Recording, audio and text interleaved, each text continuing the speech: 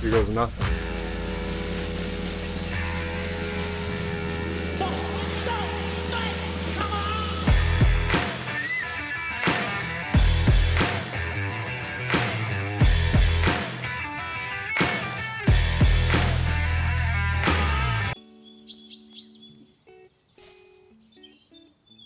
That's a good pick.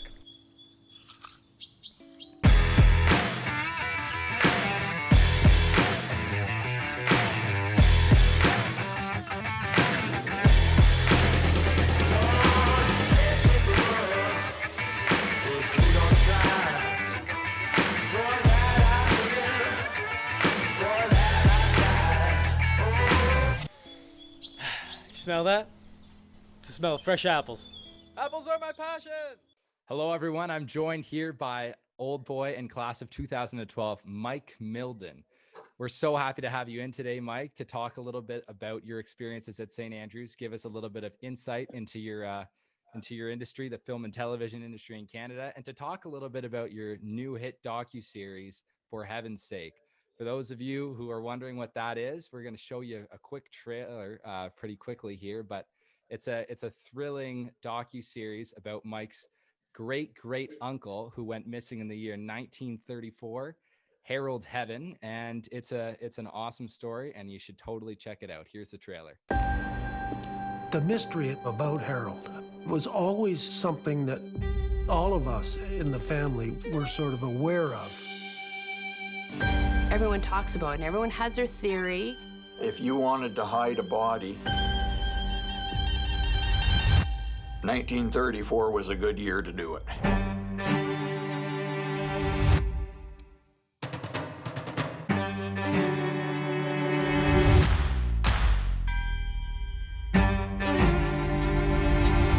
He just disappeared.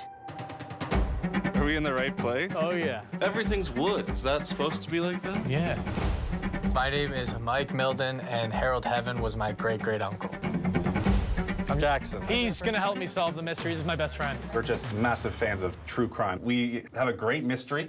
We're amateur detectives. I can't say whether you're good detectives or not. You're cute. Thanks, Bob.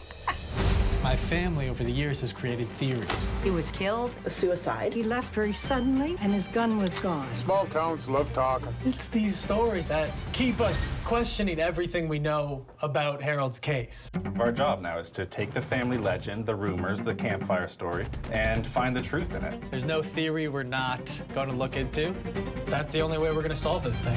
Like, this is really professional, this stuff. They are kind when they undress me. They have to put microphones on in my body. Harold's body doesn't go missing for 87 years without some help. We know foul play was involved. We can solve this thing. This area here is corrupt. Has been for years and still is. It doesn't point to a suicide.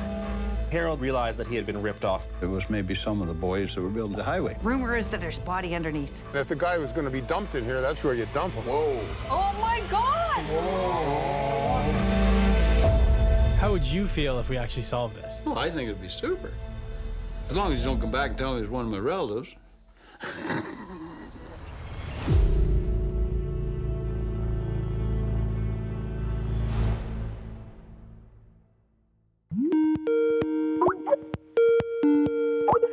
Thank you, David. That was a lovely, lovely introduction, and I'm excited to talk to all you guys today. Thanks a lot for having me. Thanks, Mike. So my name is David Buckley. It's a pleasure to meet you. I'm in the class of 2022, so just around 10 years younger than you are. And I definitely would dream of being in a position that you're in 10 years down the line. So it's really inspiring and awesome to talk to you today.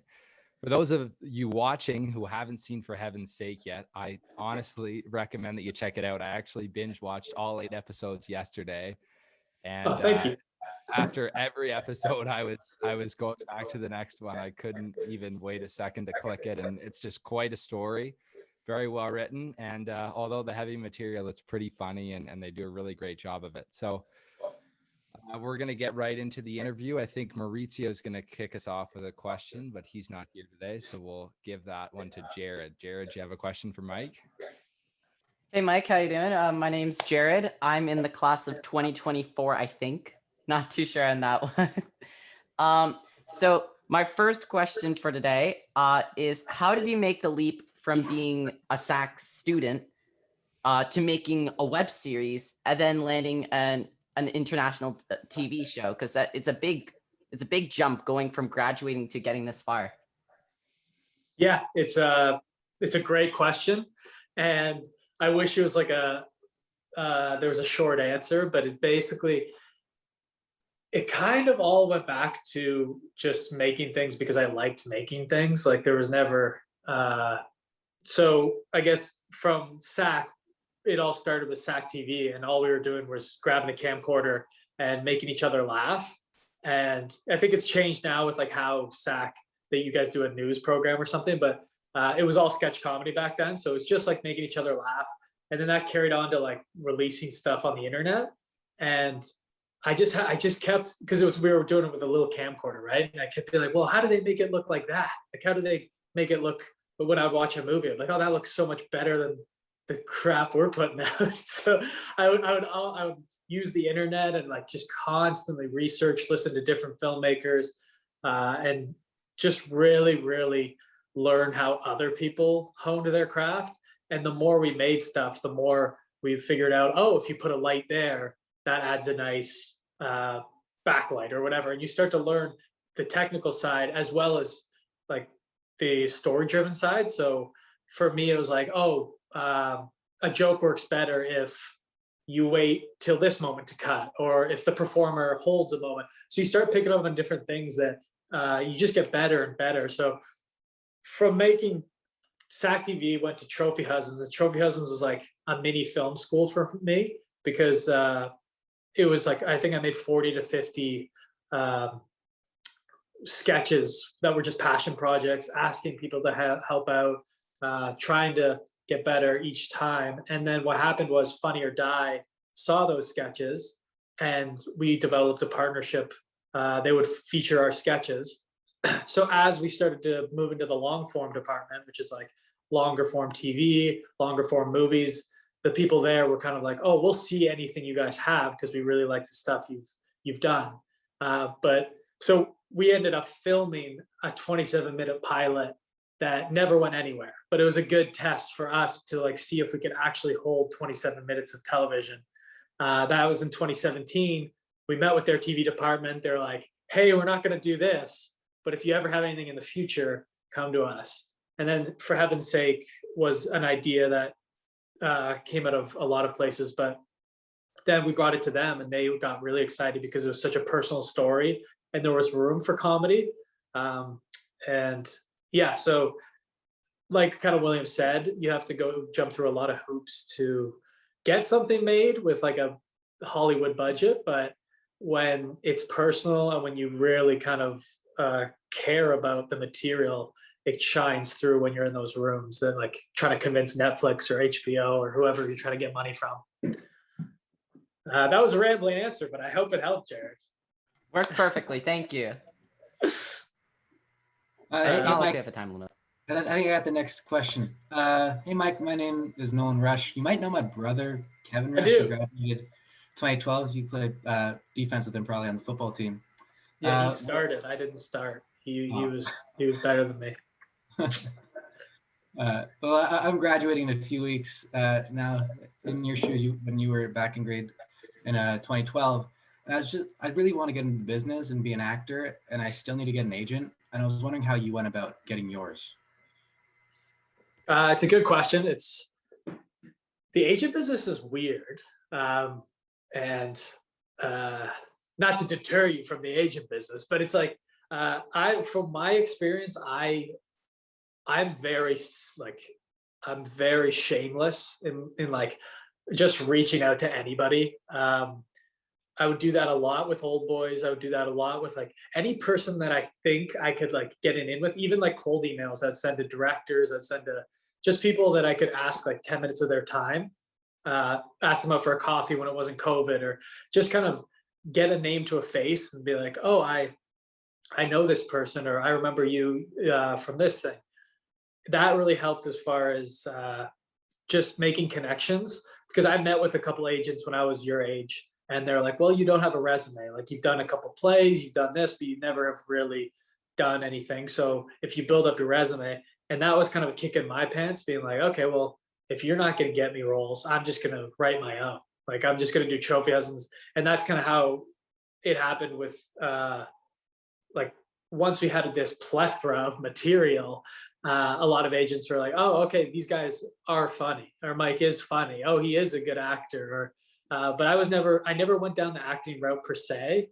But it really helps if you can, like, just yourself go out or meet filmmakers and reach out to filmmakers and try and make those connections just based off of wanting to get creative together, because I think that's the most important part. And then you can submit that stuff to agents, and like, don't even approach it as I want to be represented when you reach out to agents. Just talk to them about who, like, what they look for when they do want to represent people, or what they or when they, yeah, just basically kind of gauge things without asking things from people is the best answer I can give you. Where if you're just this sponge that wants to soak up all this knowledge, kind of like I was, you'll be noticed as that, and you won't be noticed as this guy that's like, hey, can I be represented, please, please, please. So it's an interesting balance, because I know you obviously want to get into that, but that will happen. Like, just keep honing your craft, getting better at what you do, and then people will take notice. Thank you. Thank you, Nolan. Thank you. I think I got the next question.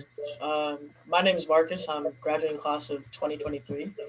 And I think you touched this like a bit, but how did you come up with the idea for Heaven's Sake? It's a great question, Marcus. Thank you so much. It was basically, so it was very weird how the whole thing happened, because it's a documentary, and I come from like a sketch comedy scripted background.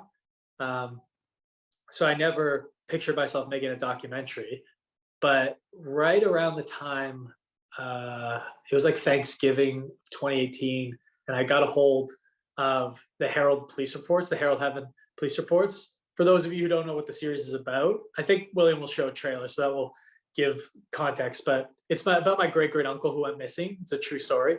And I got a hold of the actual police reports, and for the longest time, it was just this campfire, this ghost story around the campfire. But when you read these police reports, it's very human, and it's very like, oh, someone actually disappeared. Because it happened so long ago, I thought there was room for comedy, not in the tragedy. Like, we would never punch down on the crime or the idea that this family lost someone.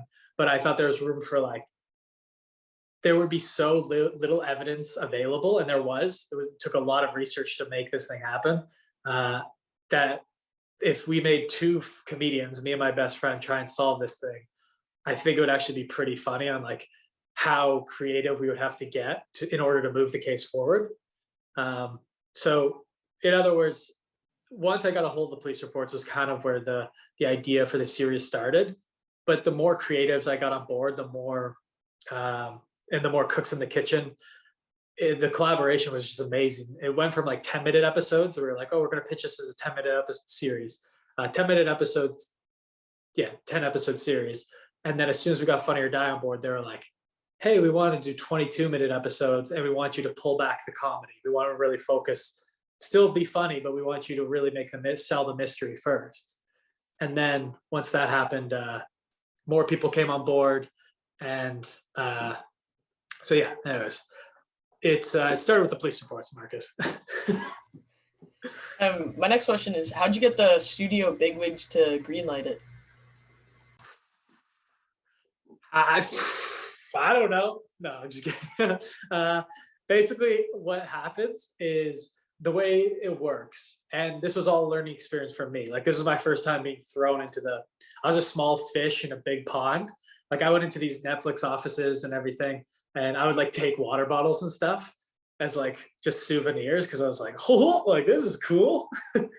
But anyways, so what happens is it all starts with the treatment, and you kind of like explain your series in kind of a package. So if I was to hand it to you, Marcus, you would understand exactly what we wanted to do. But with our series, because there was a tone that's never been done before, it heavily relied on the pitch.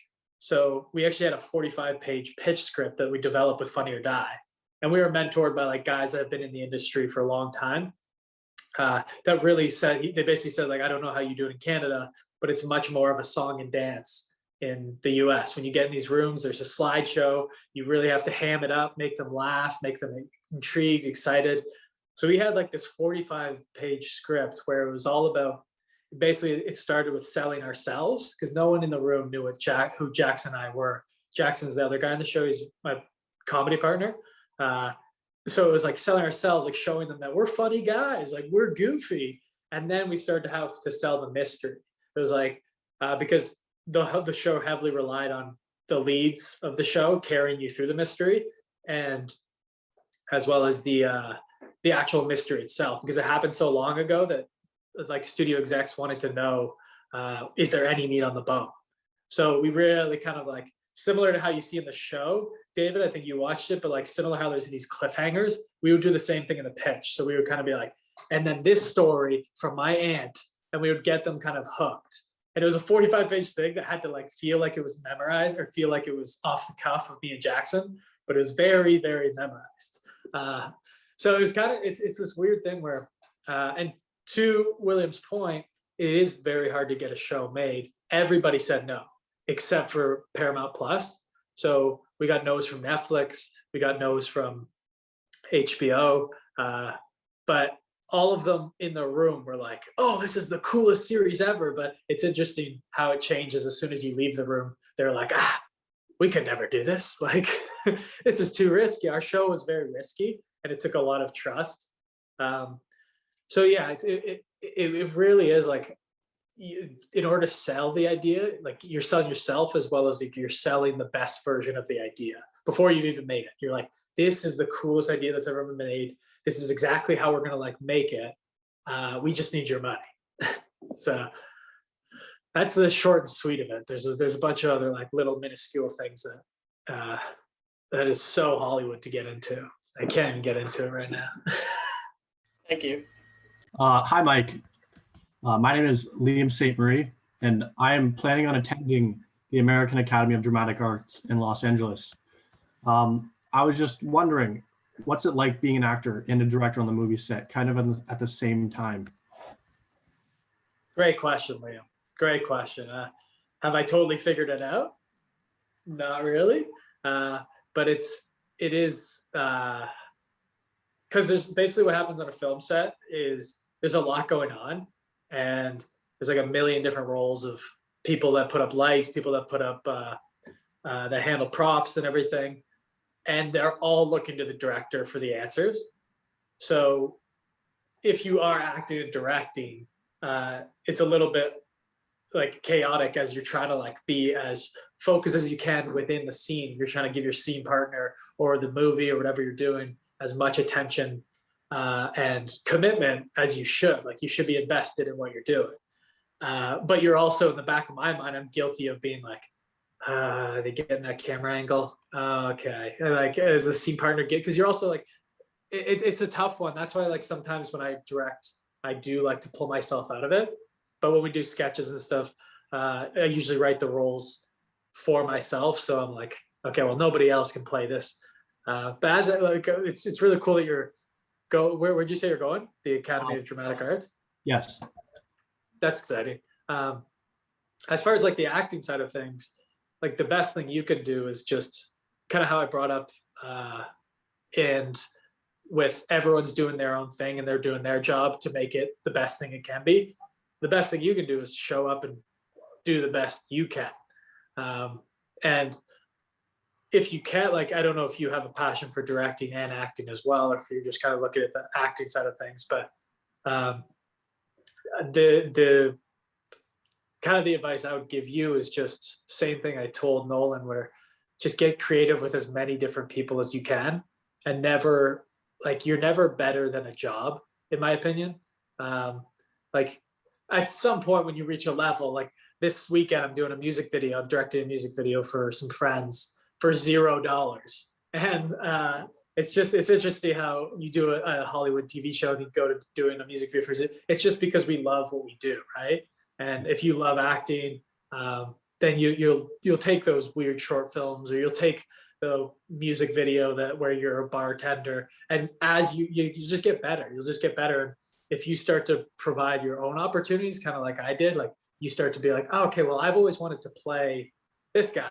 I've always wanted to be like a villain in a series, and you start to watch movies with different villains that you've always liked. You can start to like craft performances, craft monologues around those villains. And yeah, I don't know if you want to be a villain, but you know what I mean, where it's just kind of basically creating your own opportunities. And as far as being on set, there's a lot going on. And something I've even found, I found when William cast me in one of his Survival Box movie, I had like one line. and what happened was we were in this house we weren't exactly supposed to be in, and I kept messing up this line, and we only had like 15 minutes to get the scene. And I just remember being like, I had one job here. I had one job, and it was to say the line correctly. And I did, but we did. We ended up getting it. Did it get cut? Yes. But it's just that idea of just kind of knowing that, like, and you could also figure out how you work. I know I'm rambling for you, Liam, but basically one of the things I know is I take a couple takes to get warmed up, and that's something you want to communicate to the director so he knows we need to like get a few rolls out of the way. Or just rehearsals, like maybe rehearsal is very important to you. Just start to notice how you work, and like when you're the best at your craft is something very important, because then you can bring that to each job, and the higher you get and the bigger you get is very, very important, because then you can bring that to each set you do. Okay. Did I miss anything there? You guys can tell me. You guys can be honest. Hi, Mike. I'm sorry, go ahead. You did touch on how you turned your passion into a career, but we were wondering if SAC prepared you for that in any particular way. Yeah, Richard, I hope Liam didn't steal that question from you. To kid. Yeah, so that is exactly what SAC did. The interesting thing about SAC at the time when I was there is we didn't have much of a film program, and we had a great drama program, and William was a huge inspiration on me as far as like, oh, maybe I can do this, like maybe I can. And so as kind of we started SAC TV, that was our creative outlet. That was like our passion. And it was just pretty much doing, sorry, I lost my train of thought. It was basically, SAC was this, because it's such a small, tight-knit community, and you kind of know everybody in the school-ish, I had very little reservations, or I was never worried about embarrassing myself or looking stupid in front of the school. We showed like the stupidest sketches in the world in front of all 500 students, and never once was I like, shouldn't have done that. It was always like, oh, okay, this makes people laugh. People respond to this. Like the rush and the adrenaline I get is from people responding to your work. So it really helped me gain the confidence to then put stuff online. And that's a vulnerable experience when you go from outside of SAC and you put it online, and now there's millions of people. We got like 400 views, not like thousands of views maybe, but it's still like you're getting feedback from people you don't know. And that's an ultimate test, is like, oh, do people find this funny? And if they don't, why not? It's okay if they don't get your sense of humor, but if they do, what did they like about it? Trying to figure out that whole thing. So SAC really helped me take that first step of just, I guess, yeah, just kind of taking that leap of faith and being like, okay, I'm going to start making dumb stuff that I find funny. Let's see if the world finds it funny. And I just kept that mentality to this day. Like the show, there's such a specific tone that up until we released it, it was like, are people going to get this? And the whole team was like, okay, we find this funny, and we find this like to have something really special here. Does the rest, so you just have to trust your gut. SAC taught me to trust my gut. And Yeah, I like if I could go back, I wish they had. And William, I don't know if they do, but like a better film program. I know William pushes to get film cameras and stuff into the drama class, which is great. But like, so people can actually experience what's that like, because it's such a avenue and a business to go down that I recommend like all of you, even if you want to go into business, because that's where I started at SAC. My passion changed while I was at SAC is filmmaking, and the film is a business. So don't limit yourself or think like, oh, I'm getting into the arts. Like I'm like, you're constantly selling yourself, selling your project, selling a music video. Like you're doing lots and lots of selling. So that's I'll end it on that, Leo. That's a pretty good answer. Thank you. So my question was, what did you value at SAC, and how has that helped you? But you kind of already answered that a little bit. Okay, I'll try to do a better job. What was it? What do you value most about the years at SAC? Just how you valued your experience at SAC, and really how that has helped you in your career a little bit. Yeah, absolutely. That's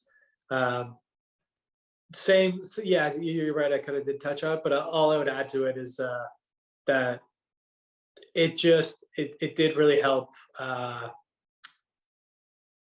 It created the idea that no one's going to do it for you mindset, and this might be some hard, like a hard reality check, but I felt like I could conquer the world when I was at SAC, and I was like, oh man, this is going to be easy. Like this is, I just felt like everything was possible, and I think that's the mindset you need to have in order to succeed in the film industry, because you constantly get no's, you constantly get like people being like, what the heck did I just watch? That was the stupidest thing you've ever made.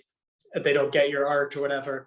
And I think what I took from SAC is I'm going to make stuff. I'm going to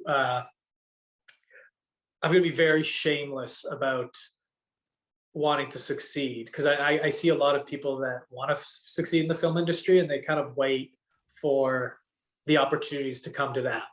Like that's a very guilty thing for actors, is they just do auditions, and then when they don't get it, they're like, what the heck? It's like, I think the best thing about like the film industry is I've already said this, but just staying creative, and that's why we do it, making things for people. So I think for SAC, it was just a work ethic that I took from it, because they really put the pressure on you over there.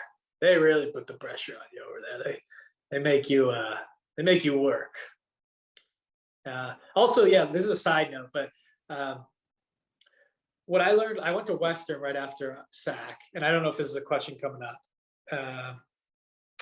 but I went to Western right after I graduated, and it was in the completely wrong program. It was like some media theory thing, and I think part of it was because SAC puts a lot of pressure, not in a bad way, like on like a lot of your peers and students are going to all the Ivy schools, like business, like Richard Ivey, Queen's Commerce, and you're like, oh, I have to do something similar. You don't. And like I ended up dropping out of Western after 2 years because I was like, I don't want to do this. So I went to Humber Film School, and it was not a great school, but it was a good program because I had access to cameras, I had access to gear, I had access to people that wanted to make stuff. So you just kind of have to figure out what you want to do. And I know you don't have to figure that out now. You have a lot of time in your life to switch gears. But just know that, like, I remember feeling a lot of pressure you guys felt in grade 12. Just don't try and tunnel vision that pressure and figure out what the best avenue for you is. Thanks. That's a great expansion. I am in grade 9 now. Wow, Richard, you can't be asking this if you're in grade 9. Great. No, that's totally fair. The sooner you know, the better, because you're just figuring it out, living la vida loca. Yeah, he's giving you time to figure it out. You got 4 years. By the time you get grade 12, you're like, I remember when Mike told me this. Yeah, exactly. Yeah. You'll figure it out, Rich. It was supposed to be another one of the lads that couldn't join us was supposed to ask this question, so I'll maybe put in another question of my own before Nolan will ask a final question of you. But I was curious, you touched on it earlier when you said that, going at St. Andrews, you kind of feel like you're on top of the world, and especially if you kind of walk the walk, you're a confident Andrian and you're able to be involved in a lot of things. How did gears sort of shift when you were in the industry and rejection started to become something that was always lingering over your career because it's so frequent and tough to really land those big roles? Yeah, no, that's a really, really good question. It's tough because I'm still going through that, and I'm still realizing that you can make a TV series, but because we have so many, like, the game has changed, and I think William could speak to this, where it's like the past 4 years, it went from like cable to now only streamers, and there's so much content where it's just like, you release a TV show and for the first week people are talking about it, and then all of a sudden you're old news. The next thing's come out, everybody's on to the next thing. It's just like, so to find an audience, and then also if you have like a huge hit like Tiger King or something, you're set. But to like make that happen, there a lot of things need to fall into play. So I think, like, as far as the real rejection and all that stuff, I also kind of I don't know, I tend to just stay away, or like I have this mindset where even if something is didn't happen for me or whatever, it's just on to the next thing. It's like, oh, okay, well, like whatever, I'm still like, I didn't get that thing, but I'm still going to develop this with this person. So it is a constant battle of kind of and it shouldn't deter you from the film industry, but it is very difficult to get something made. And then when you like have the opportunity to get something and you get to make it, you want it to be the best thing it can be, because then that will open up different opportunities. Like, we got managers from our show, some Hollywood hotshot managers. So next time we have a show to pitch, it'll be a little easier to get into those doors next time. But same thing that happened, like, at least we'll get into those doors. It doesn't mean that they're going to say yes. We're still going to have to sell ourselves the same way we did before. But now we have this resume, this like little chunk of a resume that's like, okay, these guys did this show, maybe they could do their next show. So yeah, I think it's just it's a constant battle, and you can never, if the more you focus on your rejections, the more you're going to get in your head about your art and kind of question if you're good or if you're talented. Don't do that. Just focus on just getting better and making things you want to make. And if you're doing that, then you're going to succeed. Like, yeah, really great. Thanks. I think Nolan's got a.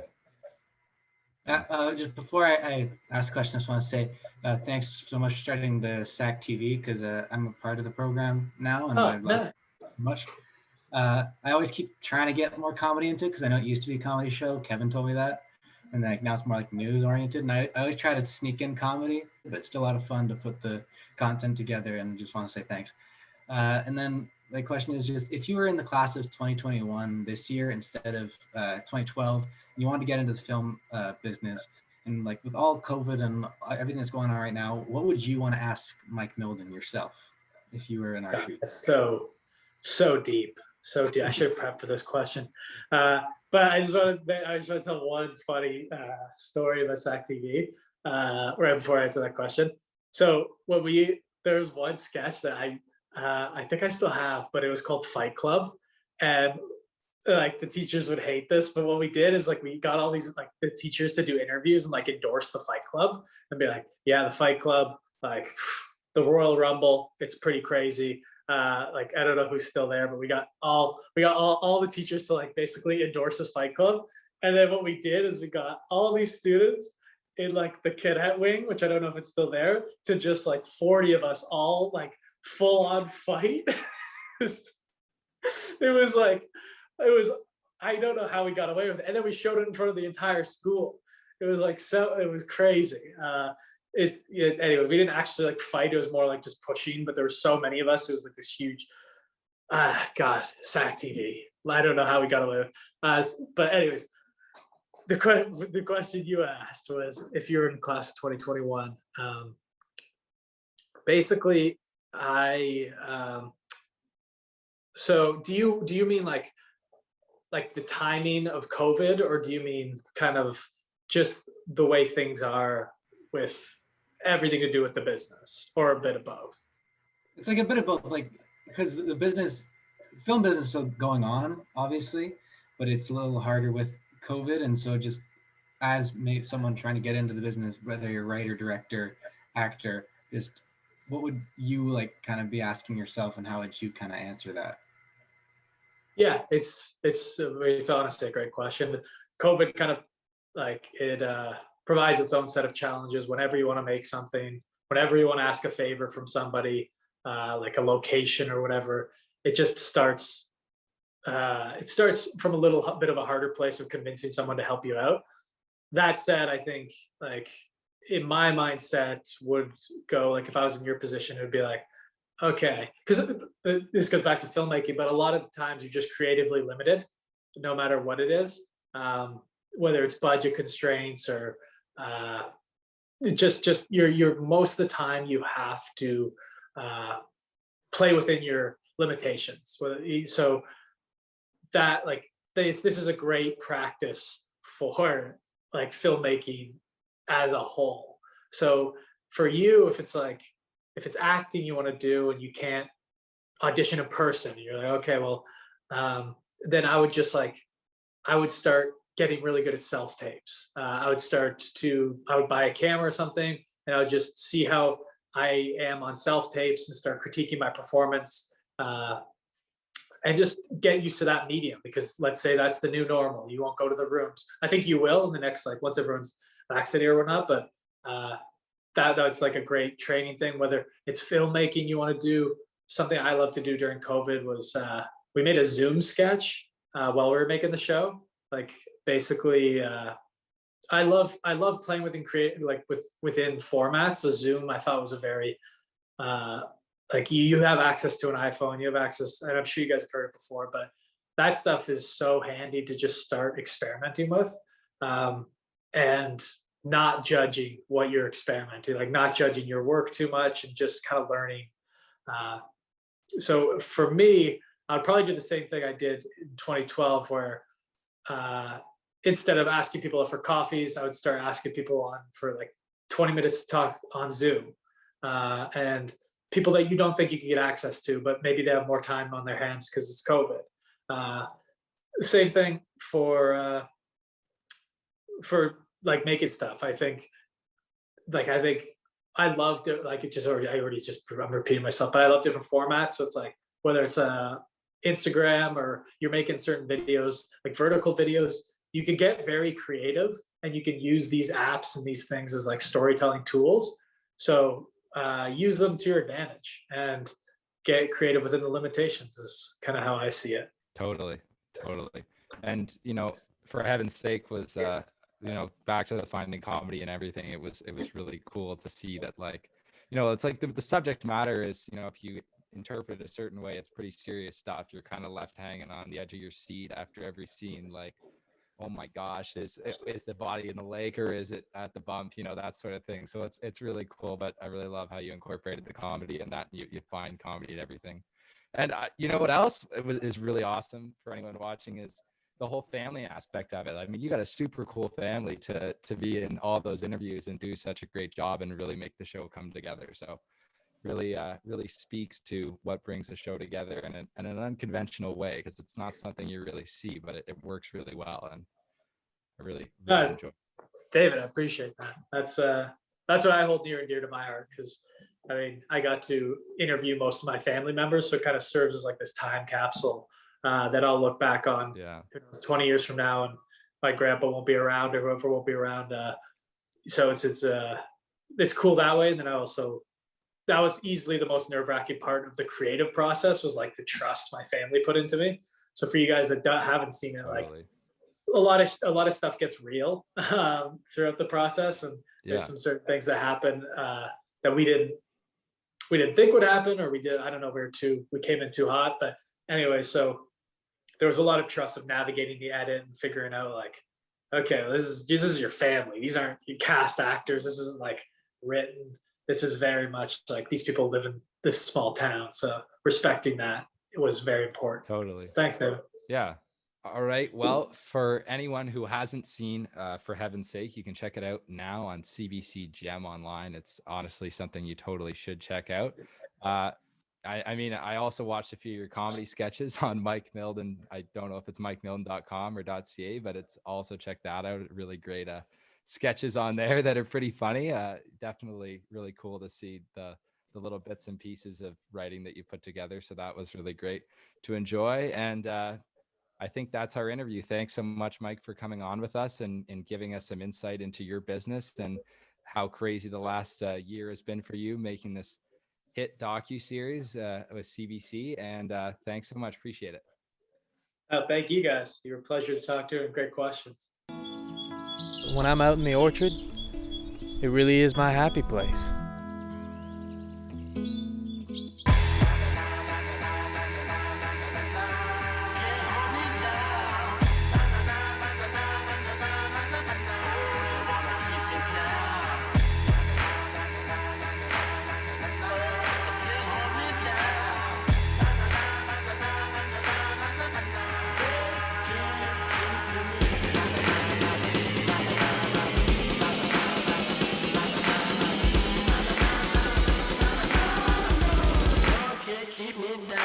But wait, there's more.